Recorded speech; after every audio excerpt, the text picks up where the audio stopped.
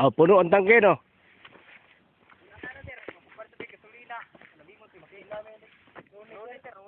Mo? Di, magbili na lang kong kwarta, palit lang mo. Namantay container. You know how they do it, Aya? They'll pump it from there to the pond to here. And then here to there. Kaya kung straight ang hose, di sa kaigo. Kusog man ang pressure going down because of the elevation. Di gamay ang pump up to there. Kung dako, kaya niya. Dako man ang hose,